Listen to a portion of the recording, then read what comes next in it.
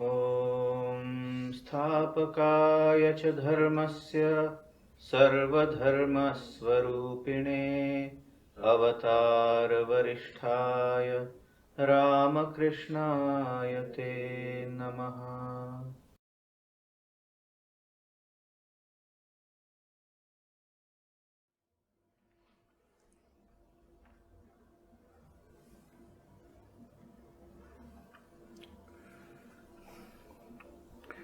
Dear friends, welcome back to the study of the Bhagavad Gita. As you all know, we have been revising the Bhagavad Gita from the first shloka of the first chapter. And we have completed the study of the first chapter and the second chapter. In the second chapter, Sri Krishna has mentioned about a wide-ranging subjects. In a way, you can say it is a summation of the total wisdom of the Gita in a nutshell, a summation. Whatever it may be, Arjuna has been listening, and you know in what a predicament he was, in what a mental state he was, unable to know what to do, what not to do, and all that. So the third chapter starts with a very frank, free, and a fair question by Arjuna. What is the question? The question is, look, sir, you are talking about performance of duty, and you want me to go through this horrible task of this warfare. You want me to carry on. At the same time, you tell me about that state that I can achieve by your guidance and my efforts, the state of Sthita Prajna, knower of reality, knower of truth. That is what you say.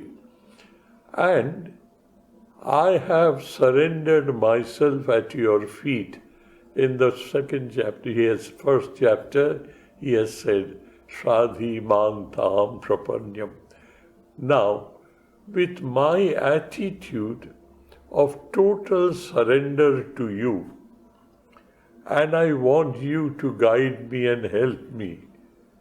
With that attitude of mine, why are you advising me in an ambiguous manner? You perform the duties of life, you have to do this, go through this warfare because you are the Kshatriya. There is nothing better than to lay down your life for the sake of equity, fair play, justice and righteousness. You have been telling me that. At the same time you say there is another way by means of which you can be a Sthita Prajna, Atmanishta. You are poised in the majesty and excellence of my soul. Sir, you are confusing me. Now don't play such games with me. I am really in distress and have taken shelter under you. So please kindly talk to me in an unambiguous manner, giving me direct instruction what I should do, what I should not do, and what is the best for me. We don't think that Arjuna is wrong. Let us put ourselves in this situation. We would have also asked the same thing. This is how the third chapter starts. And with this as a preface, the third chapter deals with the famous Indian concept of karma yoga. It is exclusively Indian spiritual philosophical concept, karma yoga. Third chapter introduces these ideas to us. So we have read the first two shlokas. Let me quickly revise and go to the third, the most introductory, most important introductory shloka. What does he say? Tritiya Adhyaya, the third chapter starts like that. That is Arjuna Uvacha. Arjuna is asking Sri Krishna. What is he asking? Jayasi chet karmanaste matha buddhir janardana tat kim karmani ghore mang niyojayasi Keshava. Hey Keshava, my Lord God, my everything, my all in all, Sarveshwara, you are my all in all. That is how I look towards you. And you have been telling me that beyond this performance of duties of life, however horrible, terrible, however painful it may be, there is another aspect, that is Buddhi Yoga, that is Jnana Yoga, that is Sankhya Yoga. That's what you say. Then why don't you advise me how to be a Jnana Yogi instead of pushing me towards performance of this karma? Jayasi Chit, of the two, if that is better, Atma Jnana Nishtha, that is to know thyself. If that is better, dear Lord, I have surrendered myself to you, and you should be equally responsive to that. In return, you are tat kim karmani ghore mam niyojayasi. Why are you asking me to carry on with my horrible, painful duties of my life, to carry on with warfare and killing my reverend people? That's what it is. Why are you doing so to me? And it clarifies further. Arjuna clarifies further, saying, Vyamishvrena vakyena buddhi mahashiva me tadekam vada nishchitya yena shreyam apnuyam. Vyamishvrena vakyena. Vyamishra, that is, you are ambiguous. You are not telling me precisely what to do, what not to do. You are placing before me, and you are putting me into a quandary. I do not know where to go. So you are speaking to me in an ambiguous manner, and thereby the end result is mama buddhi mohayasi, my understanding, my intellect, my capacity to discern what is good, what is bad, is absolutely confused. And because of that confusion, I am confused further. Karmani ghore kim mam niyojayasi. With that available option to me, why are you again forcing me to do this? This is not fair on you, on me, dear. I have surrendered myself to you, and in return, you are not being fair to me. You are holding back something from me. You are not allowing me to do what is better for me. That is what Arjuna's understanding is. Now let us see how Sri Krishna replies to these very pertinent charges that Arjuna is laying at his door, that you are not responding to my wholehearted surrendering to you, you are playing games with me. Now listen what Sri Krishna has to say. Sri Bhagavan Uvacha. Sri Krishna says, look Arjuna, loke asmin dividha nishta pura prokta maya anagha. Let me take this first line. Hey anagha, anagha means absolutely pure at heart and sinless. That is how he knows as Arjuna to be, pure at heart and sinless. I have to you, Arjuna, in the first chapter and in the second chapter, I have placed before you, there are two nishthas. Nishtha can be broadly translated as disciplines, ways of sadhana, ways of experimentation by means of which we can reach that goal. I have, Arjuna, in the previous two chapters, established before you, there are two paths, two disciplines, two ways, two approaches towards the same goal. Jnana yogena sankhyanam, karma yogena yoginam. Sankhya here at this place does not mean the first of the 6 philosophies of India. Sankhya, Yoga, Nyaya, Vaisheshika, Purvamimamsa, Uttarmimamsa. These are the 6 philosophies of India. Sankhya is the most ancient. What does Sankhya means grammatically?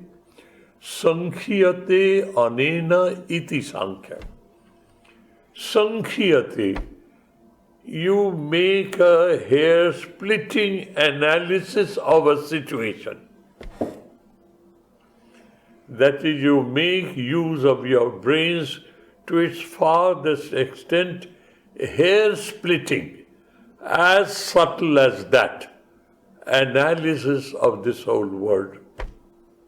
That is, you are following the path of ultimate absolute rationality. That is one. Jnana yogena sankhyanam and karma yogena yoginam. And the yogis, they perform karma as a karma yoga, not as a karma bhoga. These two words are very common, karma bhoga and karma yoga. Bhoga and yoga. What is bhoga? To suffer. Not only sadness, but exalted happiness. But you suffer. You go through that experience of absolute ecstatic joy and bliss, at the same time utter misery, sadness, agony. This is bhoga. How do you get it? By performing duties of the world. Unfortunately, we have not educated ourselves, so I perform in such a manner that while performing my duties, I develop certain expectations in my mind. As for instance, to give you a concrete example, I am trying to teach you the essential teachings of the Bhagavad Gita. I am, as far as I am capable of, I am absolutely honest and true. And I am giving of my very best to you.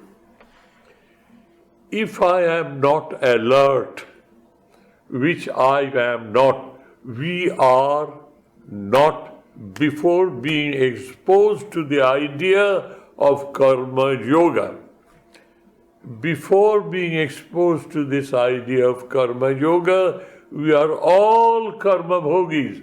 Why? Whatever we do, we build up an expectation of a favorable result. It is natural, spontaneous in all of us. We expect. As I was giving you an example, I am giving of my very best. If I am not alert, if I have not educated myself to be a karma yogi, what is happening to me? Unknown to myself, without being aware of myself, I am expecting a result that you all will understand, and you will come and tell me, "Oh Swamiji, it was wonderful." While performing my duties, back in my mind, I am building up these castles in air. Expectation of positive, happy results that I wish it to happen. The class is over. Some one of you come and tell me, "Oh Swami, it was wonderful. It tallies with my expectation," and I hit the ceiling with joy. I reached the skies at cloud 9. Oh, it has been appreciated. Why? My expectation is being fulfilled. Another one of you, equally honest, sincere, devoted, dedicated, you come and tell me, "Swami, you did your very best." Somehow or other, I couldn't follow. As because the Swami's expectation is not being fulfilled by this statement, Swamiji falls on mud with a thud. All my efforts have gone waste. I am sad. This is bhoga. I suffer the consequences of my expectation while performing my duties of life, and I have not educated myself to perform my duties of life in such a manner that I am always one with God. Yoga in communion with. I have not done it.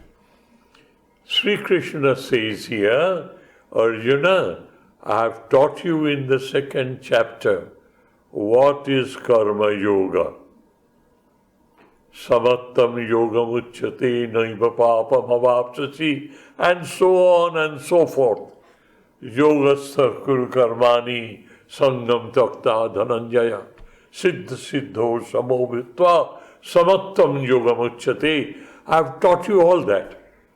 These are the two different paths reaching the same goal. How come you say that I am teaching you in an ambiguous manner? I am not telling you the truth correctly and properly. Don't be so unkind to me, Arjuna. You better try to understand the perspective with which I am going to teach you, and I am teaching you. Loke asmin loke dvividha nishtha maya he anagha pura prokta. I have told you before that in this world, in this flow of life, there are two different branches of approach. One is Atmanishta, Jnana Yogena Yoginam, Karma Yogena Karma Yoginam, Jnana Yogena Sankhyanam, Karma Yogena Yoginam. I have told you that. Why are you now blaming me?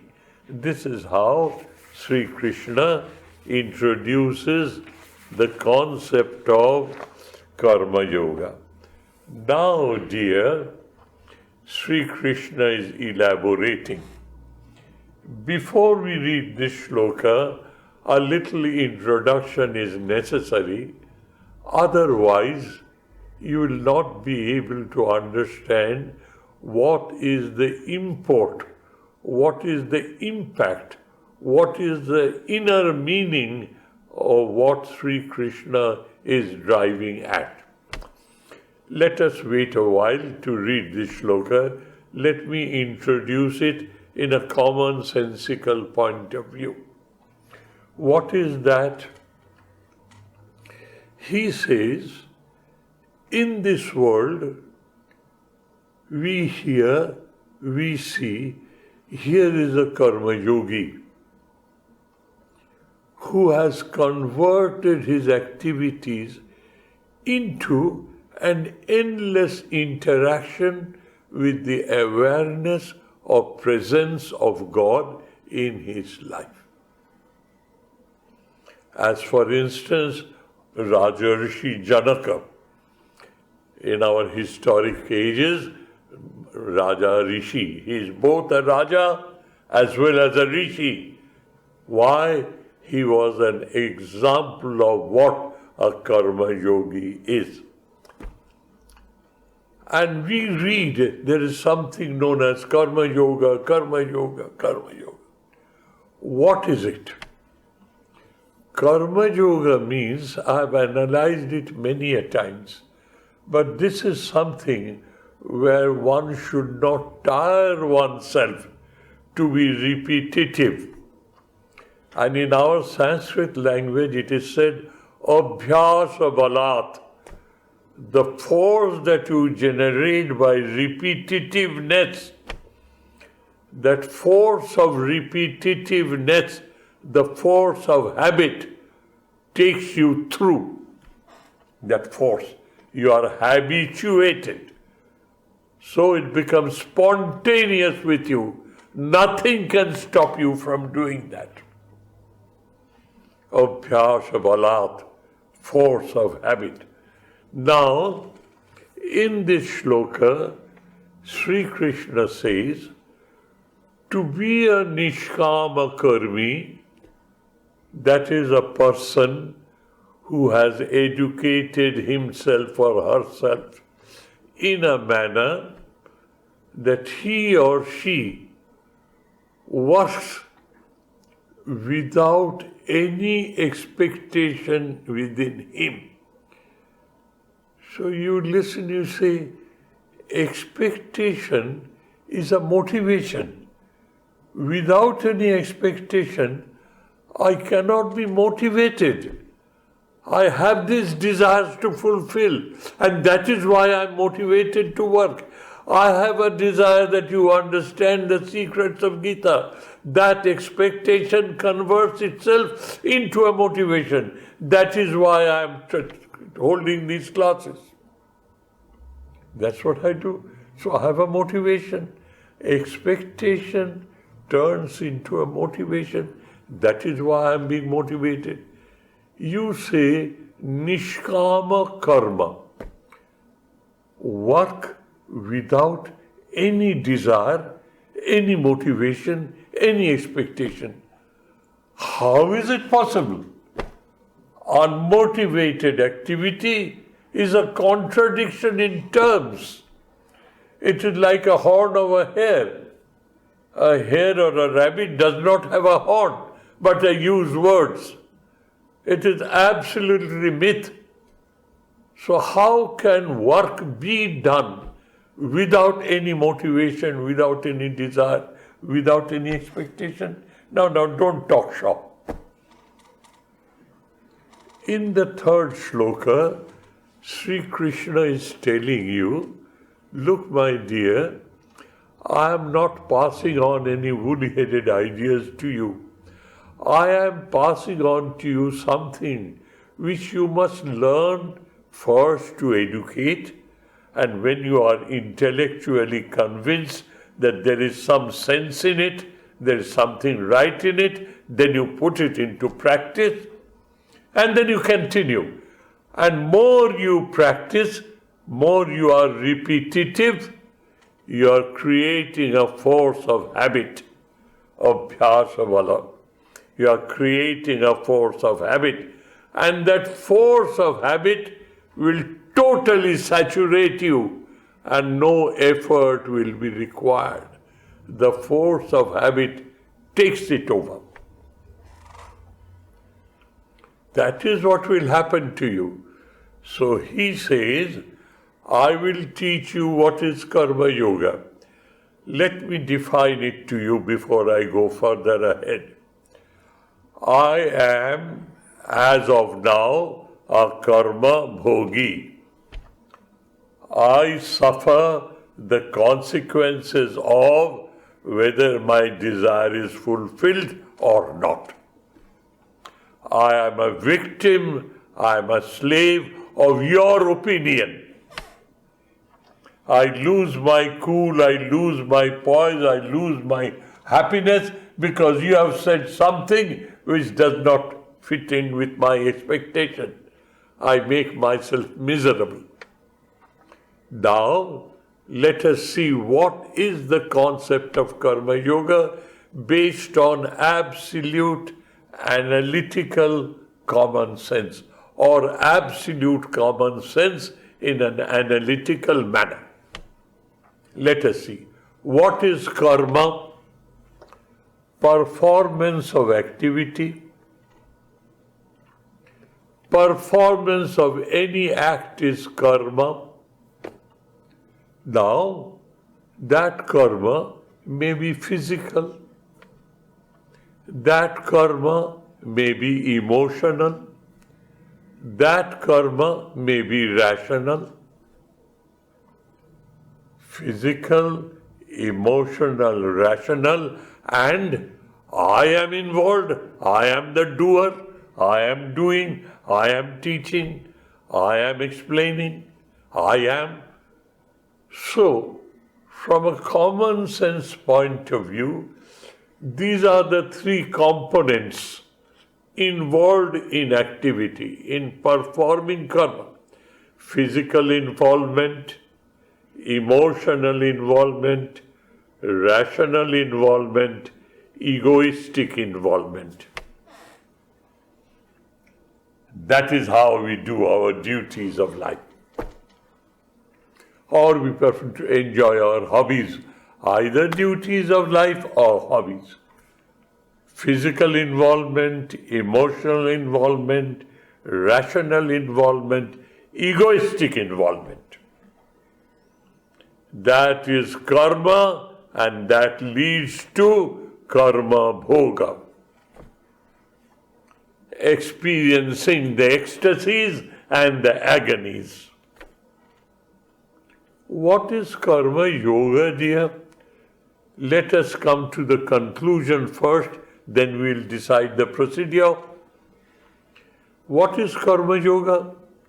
Karma yoga is unmotivated activity is not possible. It is an axiomatic truth, it's real. So I have to have a motivation. I have to be motivated, or I have to have a motivation to work. What is that motivation? I do my work physically, emotionally, rationally, egoistically, as a pursuer of perfection, excellence, thoroughness, correctness. That is A. Whatever I do it thoroughly, correctly, perfectly, excellently. Why? Because a karma yogi is supposed to convert his work into an offering to the divine. That is the essential principle of karma yoga. Why? I am a busy man. Right from morning till night, till I am dead tired and I go to bed, I am busy. Professionally, domestically, socially, otherwise. I have no time to perform those pujas and parvanas, those yagas and yajnas. No time. And in the present day world, there's no scope or possibility. I have to fight for my existence. I have to fight for my maintenance of my family. I have to perform my duties of life. So see the excellence of this concept.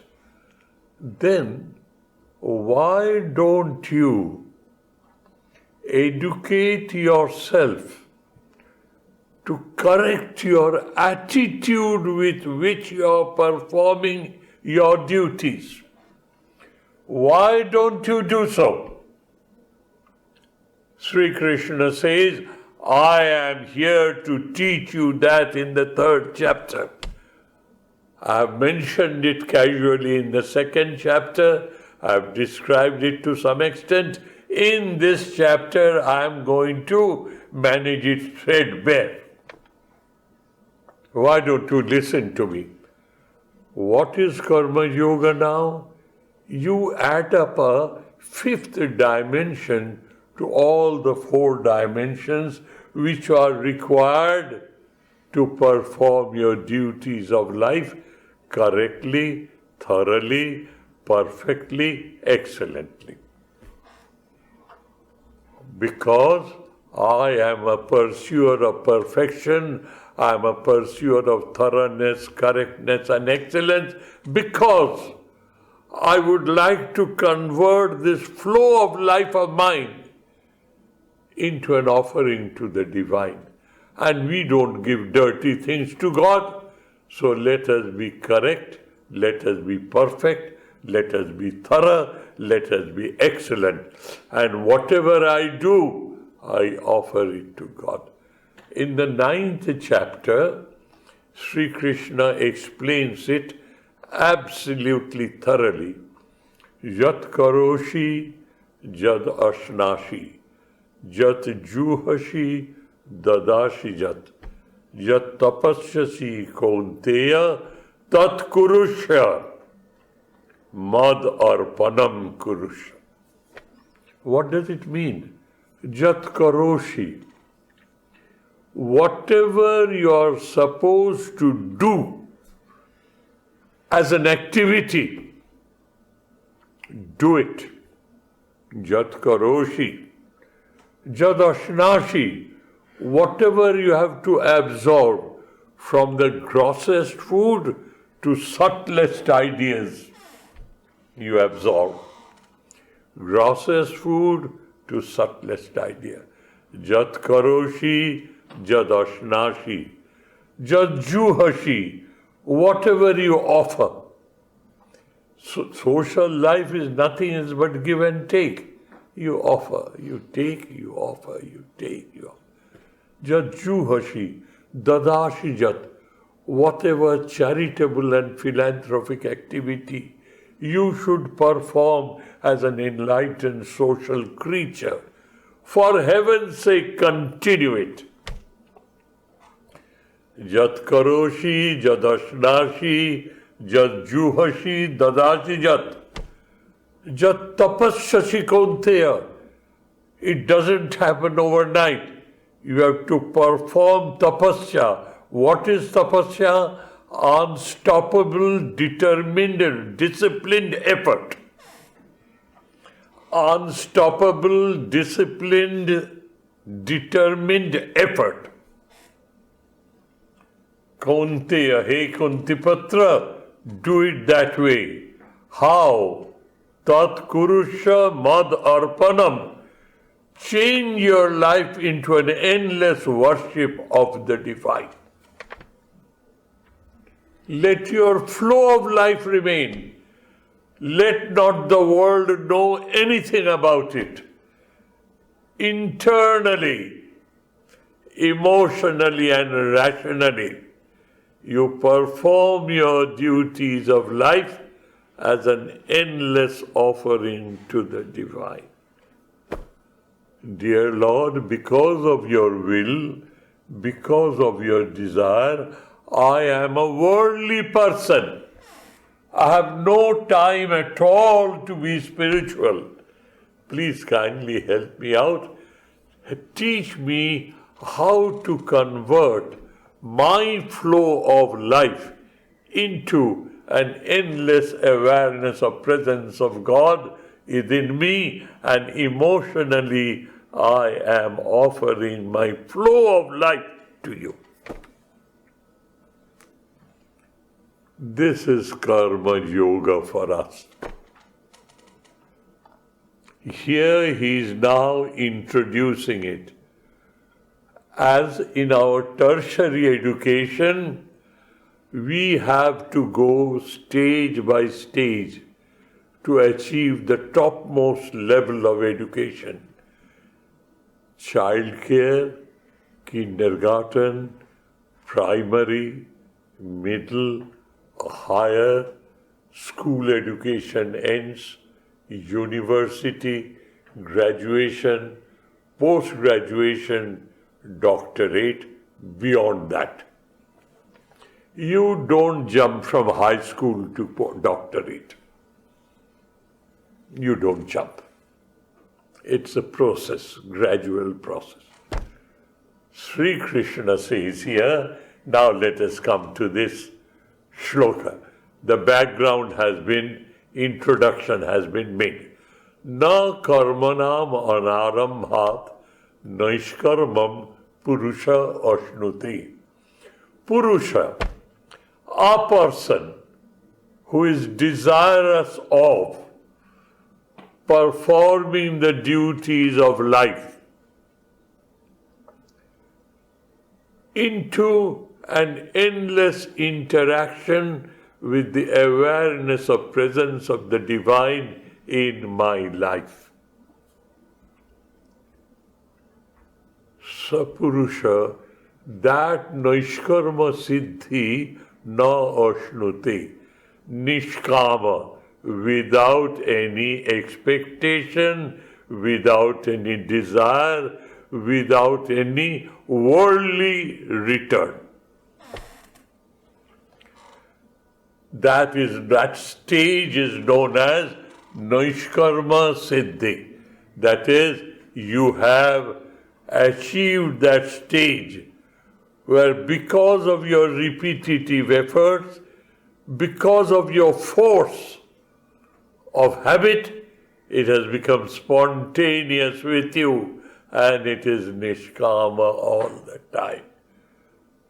That avastha, naishkarma siddhi avastha, purusha nashnuti, cannot reach. Why? Karmanam anarambhat na. Until and unless you start performing the duties of life as a karma bhogi and understand where you are going wrong, then only you will be able to correct yourself. Otherwise, spontaneously we are karma bhogis today. Please try to understand the subtle difference of this procedure. You have to be a karmi first. You have to learn to perform your duties to the best of your ability. That is what you have to learn.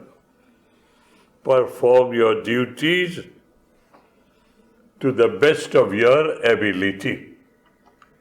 While performing the duties of life, you remember, oh, I had this expectation, that is why I'm feeling so dejected and down. That is why I'm under clouds. That is why I feel sad. That desire of mine has not been fulfilled. Experimentation with this ideal every moment of your life. no compromise. Karmanam anarambhat, without performing your duties of life, whichever way you are used to, without doing so, while doing so, you are alert. What is that mind playing tricks with me? Then only that spontaneity of being a karma yogi, by your tapasya, tapasya kaunteya, by your back-breaking, determined, devoted, dedicated, disciplined effort. Don't forget a single word. With that, you see where you are going wrong. It is all subjective. Nobody will tell you that. You are your own master. You have to do that for yourself. So now let us read the shloka. Karmanam anarambhat purushaha naishkarmam na labhyate arabhyate. They cannot reach there. So what is the procedure to be a karma yogi? Let your life flow. Develop that alertness. What tricks the mind is playing with me? I am doing my duties of life. I have to now devotedly, dedicatedly, in a disciplined, determined manner, I have to be aware of the presence of the divine in my life, and whatever I do as a pursuer of perfection, a pursuer of excellence, thoroughness and correctness, I do it thoroughly, correctly, perfectly, excellently, and then I offer it to my God. I need nothing. I need nothing. And Acharya Shankara goes to the extent of telling to what extent your nothingness, needing nothing, should go. Tatra, in that attitude, Ishvara api me tushyatu iti sangam tokta. Excuse me, dears, for quoting directly. I'll explain it to you. Tatra, in that effort of converting your life from a karma bhogi to karma yogi, in that effort to convert your life, you are now a pursuer of correctness, pursuer of thoroughness, pursuer of perfection, a pursuer of excellence. No slipshod manner. I've forgotten this, I've forgotten that. Nothing doing. Everything is under your control, within your grasp. And have no desire of this world. But you are doing so much. You are thinking of God, offering to God. There will be a very lasting, longing desire. What is that? God should be pleased with me. Don't have that desire also. Leave it to God. Let Him do whatever He likes. Don't taint yourself. Don't dirty yourself. Don't pollute yourself with this desire. I am doing so much. God should be pleased with me. Tatra, in this procedure, Ishvara api me tushyatu. God may be pleased with me. Iti sangam tvakta. Do not have this expectation. That is the definition of a karma yogi. So, let us complete this shloka now. Na karmanat anarambhat naishkarmam purushoshnute. Purusha nashnute. What does he doesn't get? What does he not achieve? Without performing his duties properly as a karma yogi as of today, if he does not educate himself in like manner and with a determined, devoted, disciplined effort, if he does not follow it, he will not be able to reach the state of a karma yogi. You have to work it out. Just think in the corner of a room and meditating, I am a nishkam karmi, does not take you anywhere. Expose yourself to the kicks and garlands of this world and see how you are reacting.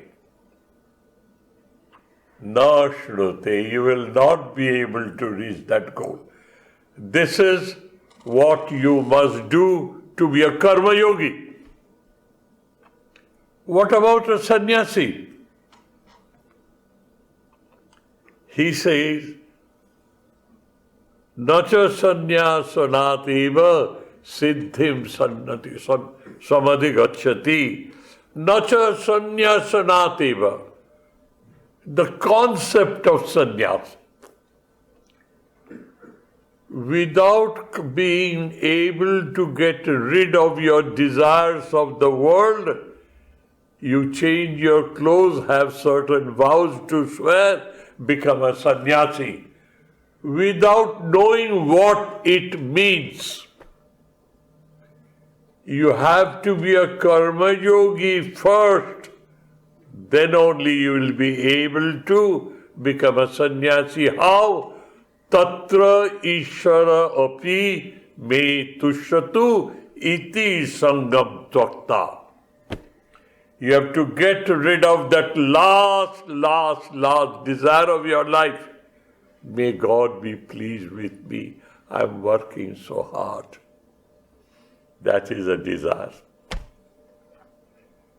So, just to change your clothes and take certain vows and not mending your attitude doesn't give you siddhi, doesn't take you that level of awareness. So, to be a sannyasi, you start from square one. You start from A. Get rid of each and every desire that you are, because your past way of life, you are spontaneously habituated to desire and go forward. That is where you start. And once you have got rid of that desire, you are really a monk, you are really a sannyasi, desireless. Naishkarma siddhim adhigacchati. You have reached that goal. So dear, this fourth shloka of the third chapter is a very, very, very important shloka, and ironically, it is very frequently used, most frequently used and least understood. That is why, dear, I thought I'll spend a whole day, this whole hour, to explain to you the inner meaning of this shloka. And Sri Krishna will not keep you in darkness. He will expose this idea in the following shlokas. Let us read the shloka again and let us have the impact of the meaning before we close till we meet again next time to discuss this aspect of life and living. Na karmanat anarambhat. Without starting the performance of duties of life, as I am constituted, karma bhogi, and with the concept of karma yoga, I will be able to convert myself from a karma bhogi to karma yogi. What is that? Awareness of presence of the divine every moment of my life, and each and every act and deed of mine is offered to him as work becomes converted into worship. And what is the distinction? Let me repeat in a couple of minutes. What is work? Physical activity, emotional activity, rational activity, and involvement of your ego, egoistic activity. That is work. What is worship? You come here to the temple, to the shrine. You light a candle, light an incense stick, and then you look at that picture. You know it is a picture, but rationally you are convinced there's no distinction between the symbol and the symbolized. You are rationally active. You are seeing God in a picture. And then emotionally you are interacting with Him. Please accept my offering, this incense stick. And physically your hands are moving. All the four denominations of work, physical activity, emotional activity, rational activity, egoistic activity is involved.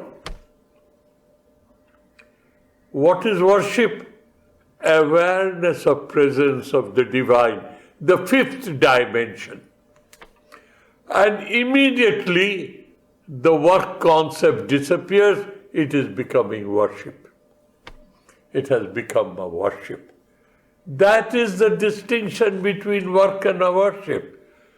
So karma bhoga, karma yoga, sannyasa, without that, I would say, internal attitude, without that attitudinal correction, there's no way to realize God.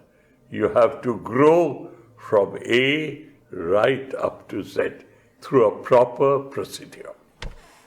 Na karmanat anarambhat, naishkarmam purushoshnute, na cha sannyasanateva, siddhim samadhigacchati. Well, dear friends, thank you ever so much. Thank you for your patience. We'll meet again, God willing. Bye. Om Shanti Shanti Shanti Harihi Om Tat Sat Shri Ramakrishna